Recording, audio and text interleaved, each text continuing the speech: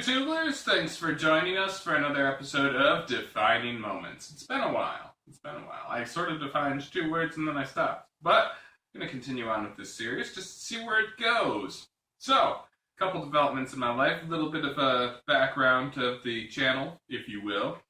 First off, I got video editing for dummies. So I'll no longer be using the YouTube video editing software, which is awesome. I'm really looking forward to seeing how this video lines up, especially since last video I tried to put pictures into the video, and apparently you can't put pictures into annotations. At least I don't know how to put pictures into annotations, so the video suffered for it.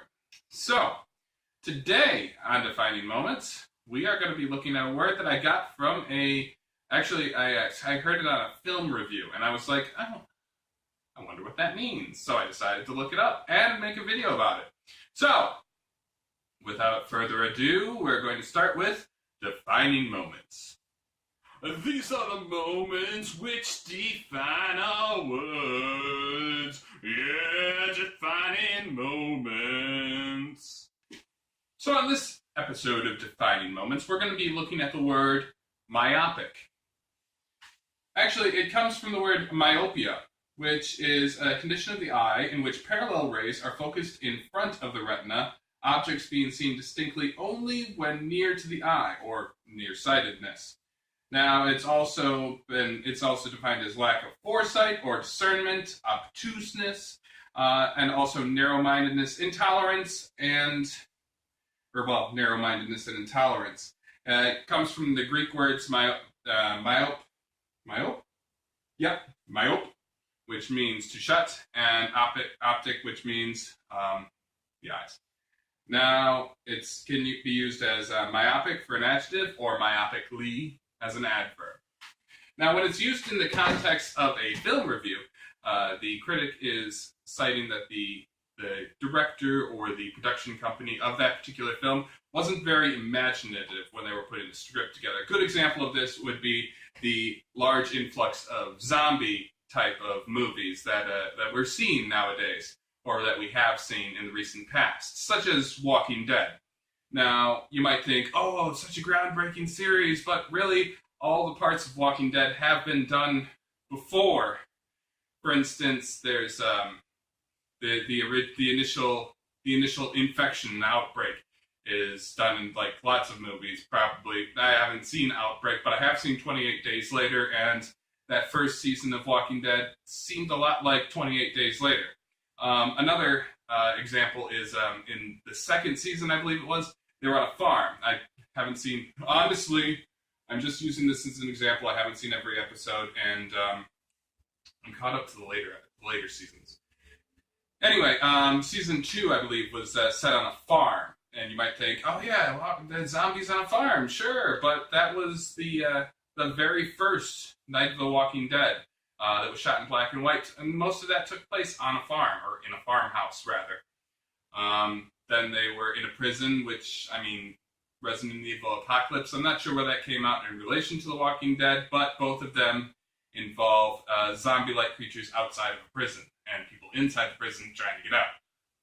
Oddly enough, people inside the prison that aren't necessarily prisoners trying to get out of the prison. But in Walking Dead, there are a couple of prisoners.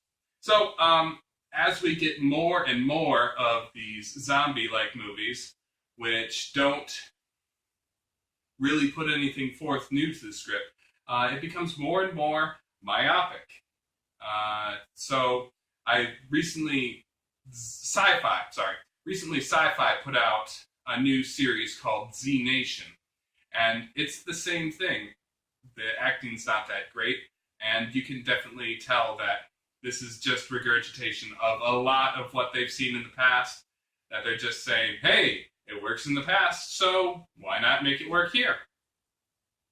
And the film suffers. Now, one bright spot in that film is one of the actors is based in a North Pole, like a North Pole surveillance bunker type of dealio. You know, with like satellite uplinks and able to tap into all sorts of video feeds. And we're still early on into the infection, so I guess the video feeds still work, and the infrastructure hasn't broken down. That might be a plot hole, and I'm just not going to dwell on it. But anyway, he's up there, and he's sort of creating a radio station from the top of the world. It's just him and his dog, and he's trying to communicate with all the people that are still alive. I don't believe that I've seen that before, although there's plenty of horror films that take place at the top of the world. For instance, Helix was released to Sci-Fi, and that took place in one of the Arctic circles. I think it was Antarctica, though. Same with The Thing from John Carpenter's The Thing, which took place at a South Pole research station. So it seems like, it's a neat idea for me. I haven't seen it everywhere, and it ends up being one of those things where it's like, oh, that's pretty cool. The world's crumbling around him. He's practically safe because there's no reason that the zombies would just all of a sudden start trekking up north until he's the last one, and then he just gets like an all-out wave. But yeah, seems like that's a pretty cool part of an otherwise unimpressive series. Yeah, it's things like this which is going to create a myopia, where the more zombie movies we get, the more unimaginative that they're going to become. And eventually you'll start getting like zombies versus ninjas, where it's like a gimmick with the zombies. I'm just going to get off the zombies. Anyway, myopia or myopic. That's, I guess that's what that means. Unimaginative or nearsighted. So if you wear glasses all the time, you might have myopia. There we go. That's a good way of using it in the sentence. So join us next time on Defining Moments when we define a word that needs some defining. Comment, like, subscribe, and all that jazz. Yeah, just leave a comment if you want like a specific word defined, and I'd be happy to answer it, or happy to define it on one of these videos. And yeah, until next time, have a good one.